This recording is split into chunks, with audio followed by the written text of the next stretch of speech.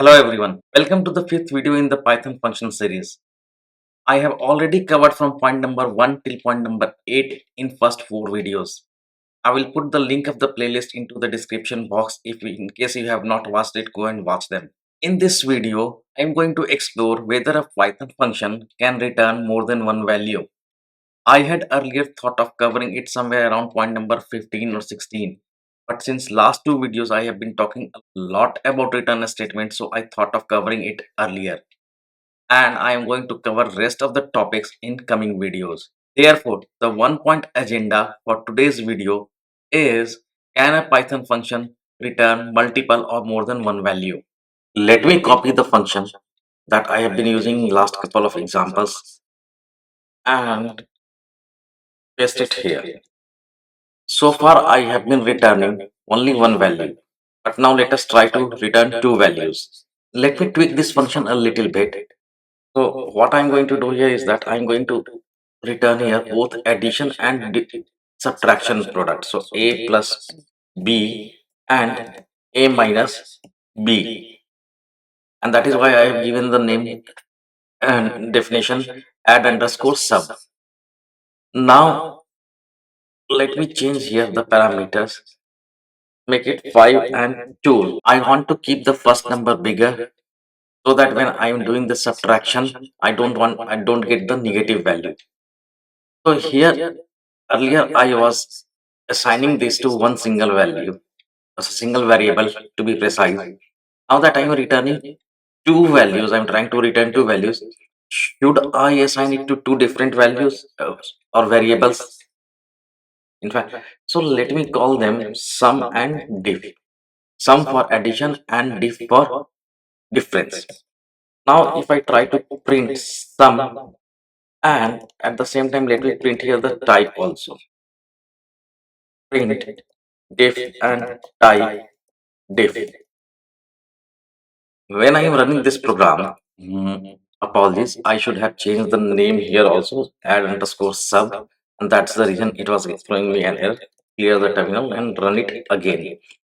Now, okay, I'm getting 5 plus 2, which is 7. Good. 5 minus 2, which is 3. Very good. This is as per the expectation. And the classes of both of these are integer, which is as expected. Does it mean that our experiment of returning more than one value is working? Is the Python really returning two values or more than one value? Let us see what is happening under the hood here. In order to understand what is happening here, before that, let me cle- make one take you through one more concept which is called tuple unpacking. So I am going to create here a tuple called t, and I'm going to put some values 10, 20, and 30. And what I do is that I am going to assign it to three variables, a comma b comma c is equal to t. And then when I print a, b, and c, let us see what happens here. So I have assigned it to three variables, this tuple, and I am going to print all the three values. Now you see I am getting 10, 20, and 30. 10. So what is actually happening here is that when I am assigning it to three different variables, then this 10 is getting assigned to A, 20 is getting assigned to B, and 30 is getting assigned to C. And all these three values are getting unpacked here. Now that we have understood the concept of unpacking, let's come back to our function here. Let me uncomment it, and now this time I am going to assign it to a single variable as I have been doing it earlier. Add sub, and again 5 comma 2, and let me print out output and its type output and run the program. Now here you see this line. I want you to pay attention here. Here you will see I am getting a tuple of two elements, and the class is also tuple obviously. So what is happening here in line number 3 is that Python is returning me a tuple which is getting unpacked in line number 4 and 5. Python is returning a single value tuple having two elements or two members which are getting unpacked. And it is not like that you can return only a tuple. There are multiple things that you can return. So if I copy it and just go down here, I'm not going to cover everything. I can make it return a list as well. Now, if I run this program, here you will see here where I am highlighting my cursor, which is the output of line number 22. It is a list that is getting produced. Python is sending me a list of two values, which is further getting unpacked into 7 and 3. These are the two values here because of the line number 19 and 20. One thing that you need to note here is that you have to be careful here. Let me comment everything and let me show it to you through an example. If I just modify this function again and let me write here multiply, and now I am going to try to return three different parameters or values, and if I assign it here, then what will happen is that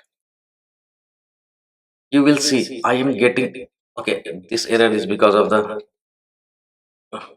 name being incorrect. My apologies again. Now here you see I am getting a value error, too many values to unpack, expected 2. Reason, I am sending back something with three values or three elements.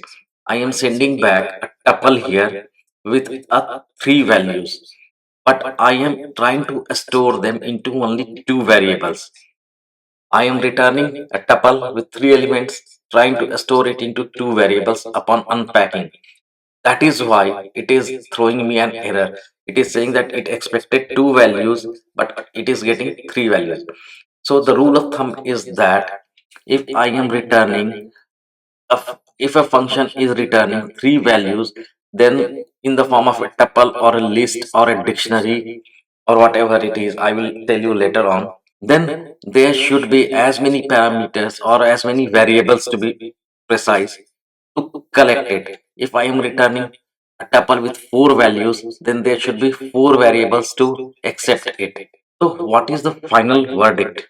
We can conclude that a Python function always returns a single value in the form of a tuple which are further unpacked, which looks like that it is returning multiple values. And not only a tuple, you can return a list. I have already shown it to you. Maybe a dictionary, class, or custom object having multiple items. But it is always going to return a single value which are further getting unpacked. This is it for this video. I am going to put all these codes on my Git page and share the link into the description box. If you find this video useful, consider giving it a like, share it with your friends, and subscribe to my channel. Till then, happy coding.